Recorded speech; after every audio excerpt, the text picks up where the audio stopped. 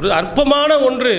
அதான் அல்லாஹ் கேட்குறான், அவன் செஞ்சது தப்பா இல்லையான தப்பு தான், நீ அலட்சியப்படுத்த மன்னித்து விடு. நீ மட்டும் கேட்குறீங்க என்னட்ட, நீ தப்பு செய்யலையா, நீ தப்பு செஞ்சுட்டு உன்னை மன்னிக்க மாட்டேன்ட்டு நான் சொன்னால் உன் நிலைமை என்ன ஆகும், என்னட்ட நீ கையேந்திரிய என்னை மன்னிச்சிருண்டு. அது மாதிரி மனிதன் என்பவன் தப்பு செய்கிறவன் தான், அதை அலட்சியப்படுத்து.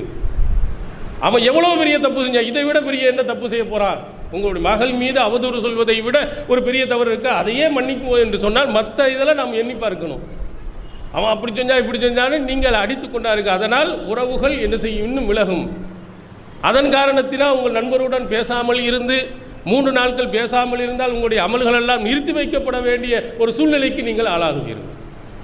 அப்போ உங்கள்கிட்ட உயர்ந்த பண்பாடு எப்படி இருக்குண்டா, எவ்வளவு தப்பு செஞ்சான் அவனும் மனிதன் தான், தெரியாமல் போய் தொலைஞ்சு போகிறான். அல்லாஹ் நம்முடைய பாவத்தை மன்னிக்கட்டும், நான் மன்னித்ததை போன்று யா அல்லாஹ் என்னுடைய பாவத்தை நீ மன்னித்து விடு அப்படின்னு இறங்கி வா. அதுதான் இருப்பதில் உயர்ந்த பண்பாடு. இந்த பண்பாடுகளை நமக்குள் வளர்த்து கொள்வோமே ஆனால் சகோதரத்துவம் நிச்சயமாக வளரும். சின்னதை கூட நம்ம என்ன செய்கிறோம் இருந்தால் கூட ஒரு சிலர்கள் 1 10ஆக்கி கோபத்தை அதிகமாக்கி 2 பேருக்கு மத்தியில் விரிசல்களை அதிகமாகிட்டு போகிறாங்க. ஆனால் இது சில்லறத்தனமானது, இது ஒரு அற்பத்தனமான ஒரு காரியம். இந்த மாதிரி கோல் மூட்டக்கூடியவன் சொர்க்கத்துக்கு போக முடியாது என்று கூட நபிகள் பெருமானார் அவர்கள் எச்சரிக்கை செய்திருக்கிறார். அதனால் அபூபக்கர் சித்திக் ரலியல்லாஹு அன்ஹு அவர்களிடத்தில் இருக்கக்கூடிய அந்த உயர்ந்த பண்பாடு நமக்கும் வர வேண்டும்.